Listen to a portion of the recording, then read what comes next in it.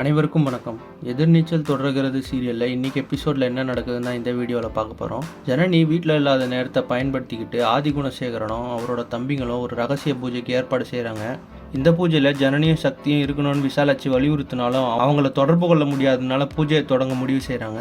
ஆனால் இந்த பூஜைக்கு பின்னால் இருக்க உண்மை அவங்களுக்கு தெரியல. பூஜைக்காக ஜனனியோட ஒரு பொருள் தேவைப்படுறதுனால அதை எடுத்து வரதுக்காக அறிவுக்கரசியை கதிர் அனுப்புனார். அவங்களும் யாருக்கும் தெரியாமல் ஜனனி ரூமுக்கு போயிட்டு அவங்களோட ட்ரெஸ்ஸை ஒன்று எடுத்துகிட்டு வராங்க. அந்த ட்ரெஸ்ஸை தீயில கொளுத்தணும் நம்பூதிரி சொன்ன மாதிரி அதையும் செஞ்சு முடிக்கிறாங்க.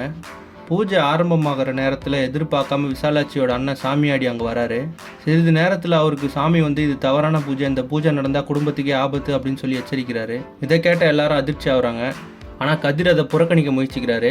விசாலாட்சி கடுமையாக எதிர்த்து இந்த பூஜையை நிறுத்துங்க அப்படின்னு சொல்லி சொல்கிறாங்க. இதனால் வீட்டில் பதட்டம் அதிகரிக்குது. மறுபக்கம் ஜனனியும் சக்தியும் போன காரு பஞ்சர் ஆனதுனால வேற ஒரு காரில் லிஃப்ட் கேட்டு போகிறாங்க. அவங்கள பிடிக்க தேவசகாயம் காத்துட்ருக்கிறாரு.